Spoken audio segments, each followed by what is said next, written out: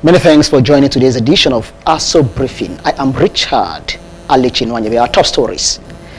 President Tinubu sacks presidential aide. FCTA names Nancy Zabanti Nathan acting head of service. FCT police probe body found in car at National Assembly complex. Around business, CBN Governor Olayemi Cardoso pledges more support to stronger banking sector, economic stability at Eurocam meeting. You are watching Aso Briefing. Don't forget that you can watch us live on DSTV channel 392, StarTimes TV channel 127, and on Free TV. Look us up on channel 507. On the UHF band, we are on channel 38. Now we go ahead with details of all our stories. President Bola Tinubu has terminated the appointment of Fego John Omunobu as his special assistant on digital and creative economy in the office of the vice president. The announcement was made public in a statement issued by Abiodun Oladujoye, Director of Information and Public Relations at the State House. According to the statement, Mr. Omunobu's disengagement takes immediate effect. The presidency also warned stakeholders and the general public that he no longer represents the administration in any capacity. Mr. Omunobu was appointed to the role in 2023 to support the President Tinubu's administration's effort in expanding Nigeria's digital and creative economy sectors. No reasons were given for the dismissal, but the presidency cautioned stakeholders and members of the public against engaging with Mr. Omunobu in the name of the presidency.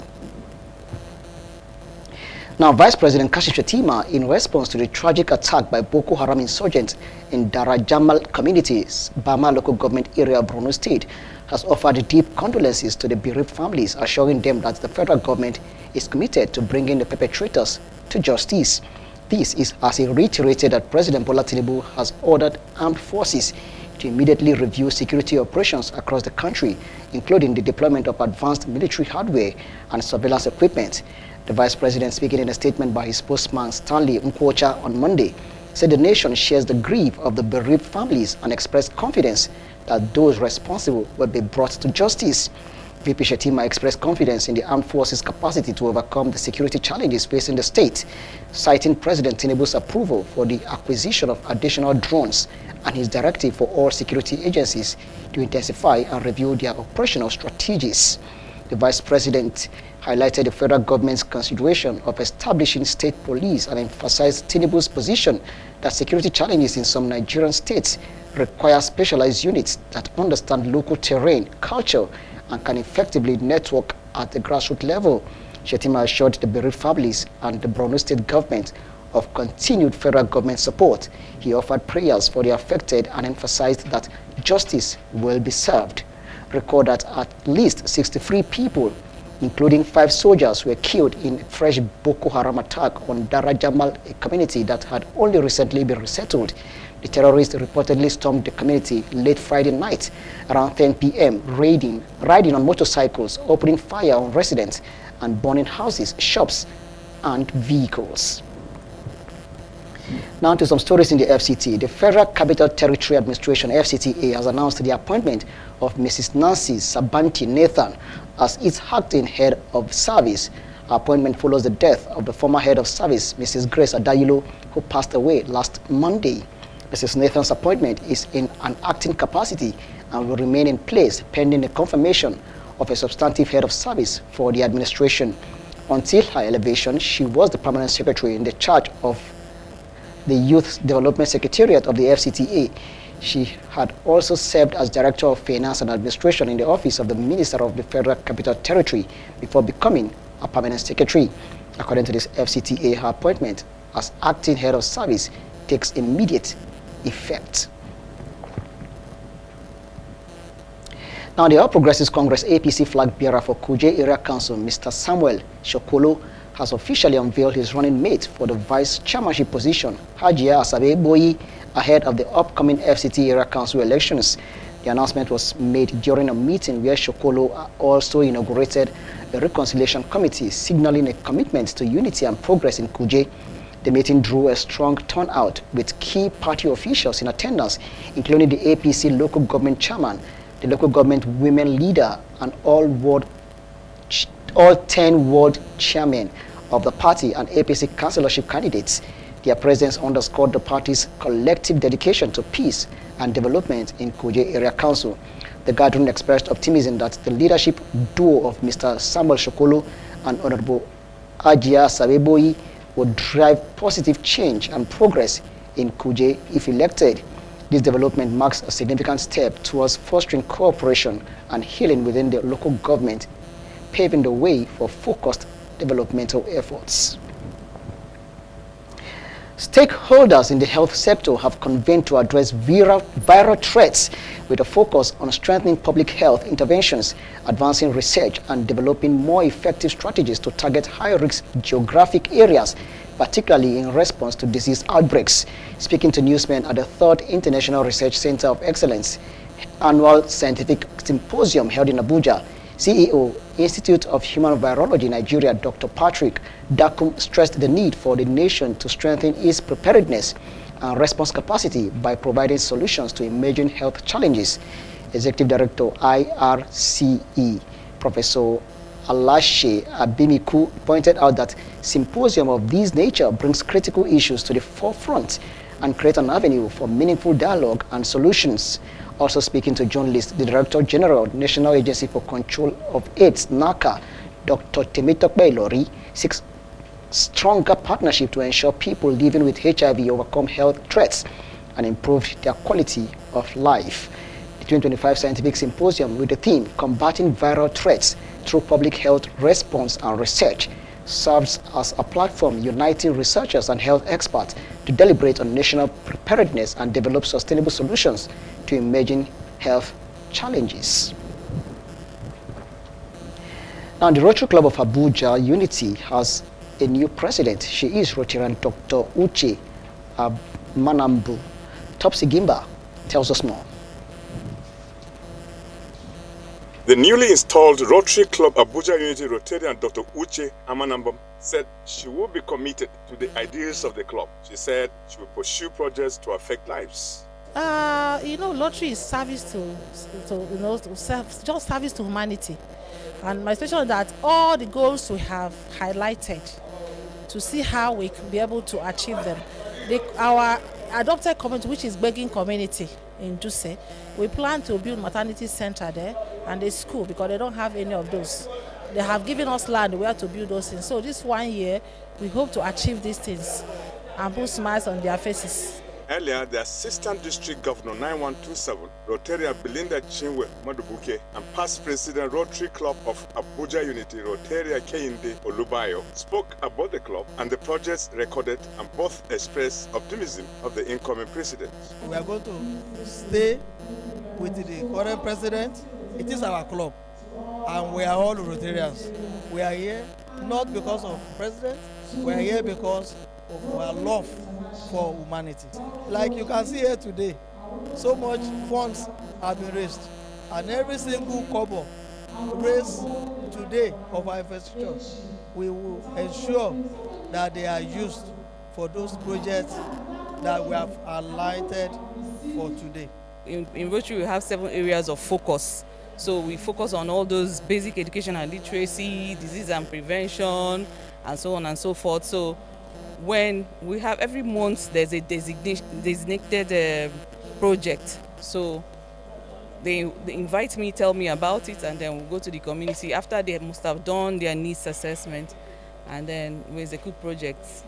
Rotary is all about projects. We will go around, talking to sponsors, and also we Rotarians, we donate to the Rotary Foundation, and then we also bring our ideas. And like I said earlier on today, in Rotary we serve with our 3 T's, with our talent, with our treasure, with our time. So that's, brings us to some form of unity. Some people serve with their time, some people serve with their treasure. They might not even be Rotarians, When we write letters to organizations and individuals, they support us. The investiture was well attended to. Topsy Gimba, Aso Television News. The Mieti Allah Development Association has called for peace amongst its members in the country. Again, correspondent Topsy Gimba has the details.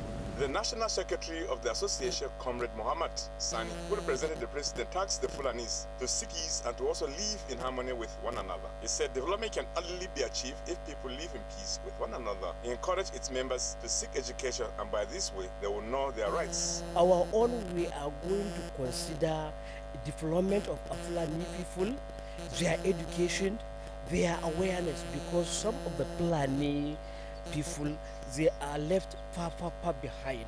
So we are inviting them to come together so that we can put hands together in order to change the narration of what people are seeing Fulani as terrorists or something like that. That is the main purpose of this, creating this association. So we are here, we are ready to change the narration on how people are seeing Fulani all the time as criminal or something like that.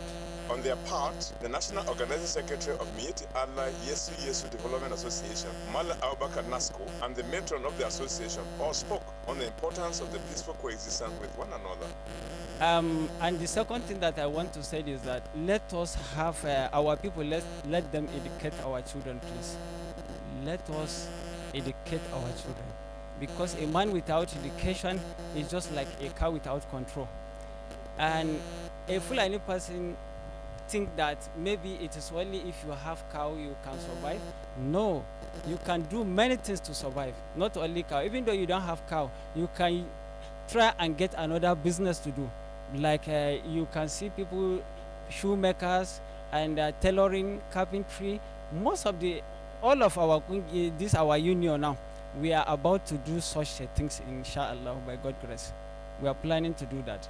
It's about taking care of the Fulanis, the orientation of the Fulanis, the education of the Fulanis, the development of the Fulanis, the liberation of the Fulanis, and the peaceful coexistence of the Fulanis and the world in general. It's time for the Fulanis to come out. It's time for the Fulanis to be seen as a human being. It's time for the Fulanis to be seen as love. It's time for the Fulanis to be seen as a doctor, as a lawyer, as an engineer, as a plumber, as an electrician, as whatever every other person is, and not a cow, and not a herdsman, and not a kidnapper, and not a killer, and not a robber, not everything bad, but to be seen, the love and care they have in their heart. It's time for the whole world to see it. It's time for the Fulanis to come out and be seen. Many others express their opinions on peaceful coexistence as a solution for development in any country.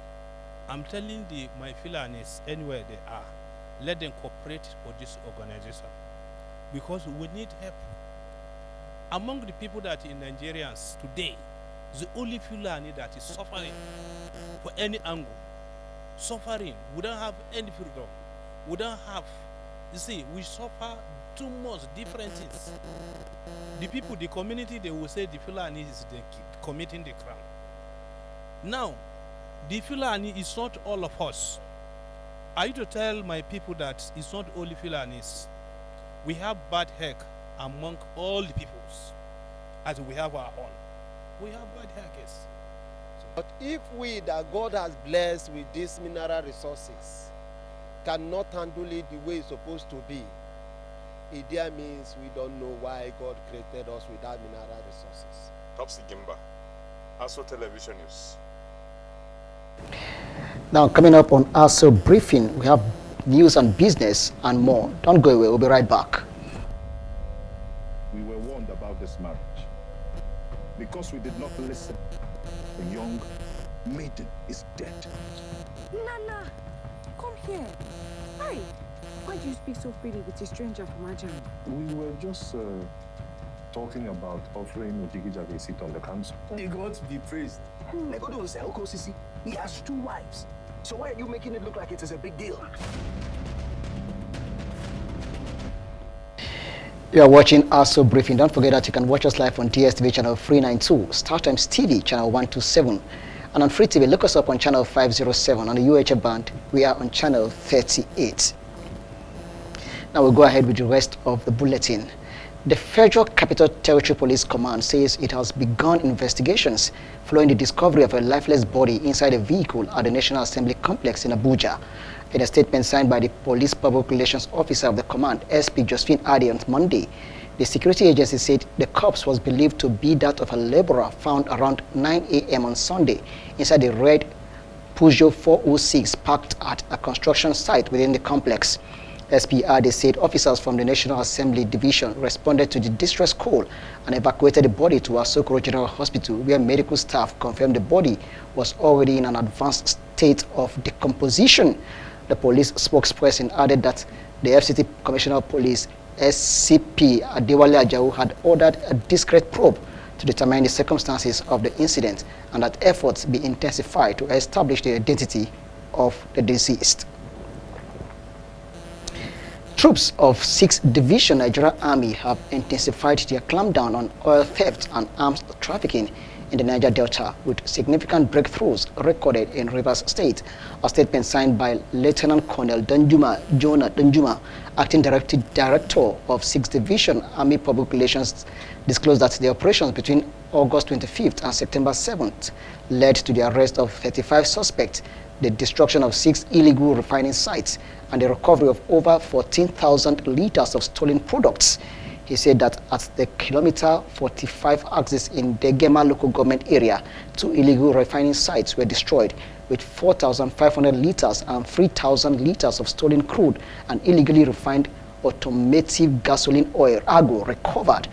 In Emohua, troops discovered dug-out pits filled with crude oil and arrested a suspect while attempting to package 1,800 liters of stolen crude in sacks.